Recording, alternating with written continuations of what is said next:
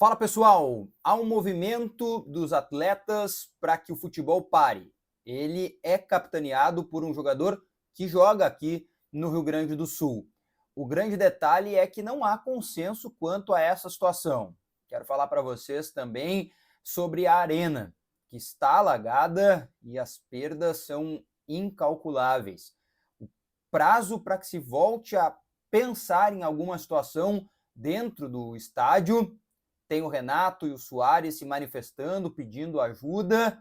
Tá todo mundo certo. O presidente do Grêmio, o presidente do Inter tem que parar. Não tem como jogar futebol no Rio Grande do Sul.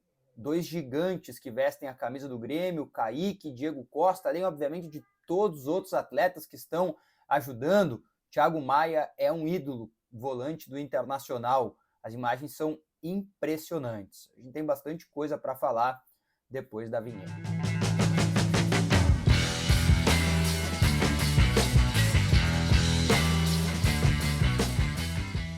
Pessoal, vamos começar dizendo primeiro que sim, há um movimento de atletas do futebol brasileiro que querem a paralisação do futebol.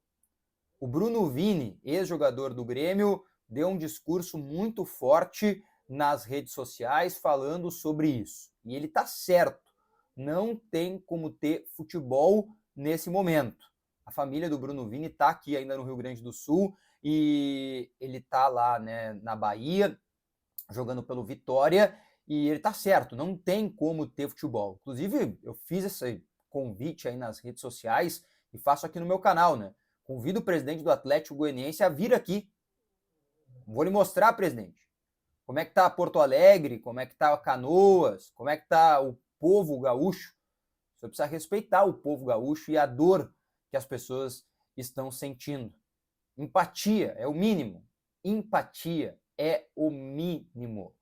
Nesse movimento, né, que é feito no grupo de WhatsApp, o Eduardo Gabardo foi quem revelou isso na coluna dele em GZH, o Nenê é quem toma a frente, né? Um dos ídolos do futebol brasileiro, jogador experiente, mais de 40 anos, ele tem um grupo de WhatsApp com os capitães do futebol brasileiro, esse grupo é anterior a esse momento, e o detalhe é que lá não há um consenso, porém, para a paralisação do futebol.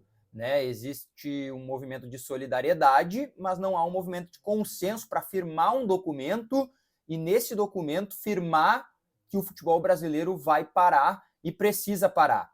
Existem várias situações, né? A primeira é a empática. Como vai rolar futebol e as coisas continuarem acontecendo normalmente, enquanto tudo que está acontecendo aqui no Rio Grande do Sul segue acontecendo sem nenhum tipo de precedente de parar. Não há uma expectativa de que as coisas melhorem de forma tão rápida, sabe? Então, sei lá, eu fico tentando entender, mas acho que esse movimento é importante para que os atletas tomem uma decisão o mais rápido possível também de se movimentarem perante a CBF, né? Porque por parte dos clubes não houve consenso nenhum de que o futebol brasileiro precisa parar. Sobre a Arena do Grêmio, a Arena do Grêmio está alagada, né, como quase todo o bairro Humaitá, se não todo, obviamente, outras regiões de Porto Alegre também, Canoas. Agora tem algumas questões técnicas e operacionais, sabe, dentro da arena. Por exemplo, o gramado, obviamente, né, não tem nem como mensurar por hora a situação, mas tem elevadores, o estacionamento, rampas de acesso, vestiário, tudo isso foi danificado. Tem que fazer manutenção geral para poder voltar a pensar em usar a arena.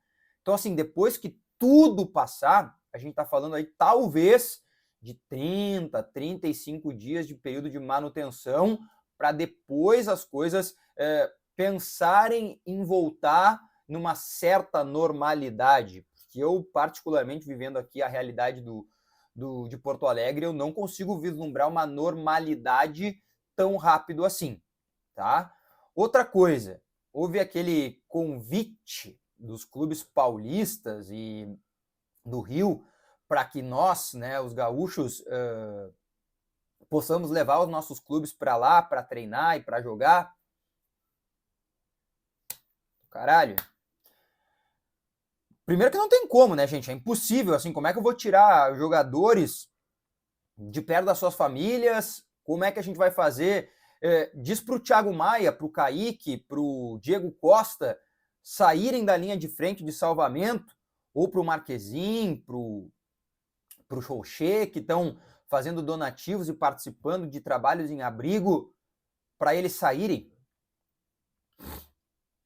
Não tem como, né? É impossível. Bom, mas deixa eu trazer aqui um fato para vocês. Se o Grêmio tivesse que sair daqui, a gente está falando em levar para esses locais 107 profissionais no mínimo.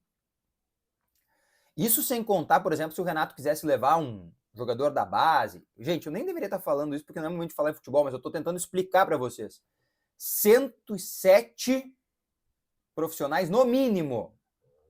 No mínimo. 34 jogadores do profissional, contando com a comissão técnica, mais 70 profissionais paralelos, e aí 3 ou 4 jogadores da base que porventura o Renato quisesse utilizar. Isso é hipotético, assim, pensando em vamos botar no avião e vamos lá. Isso tem um custo absurdo.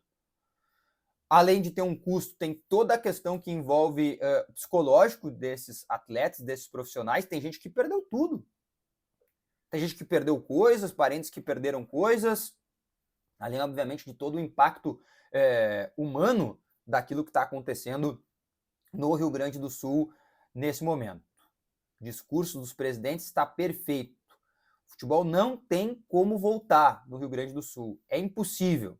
Existem clubes gaúchos que estão treinando porque a região deles permite isso, tá? Como o Ipiranga de Erechim, o Caxias, o próprio Juventude, não sei se está fazendo algum tipo de treinamento mais físico, mas também está.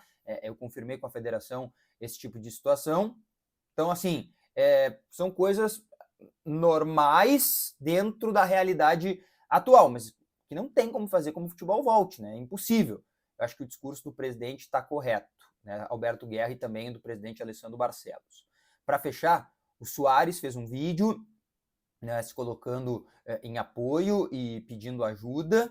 O Renato fez o mesmo nas redes sociais, porque a situação é complicada e a gente precisa de todo tipo de ajuda aqui para as pessoas que perderam as coisas. Tá bem? Até a próxima, um grande abraço.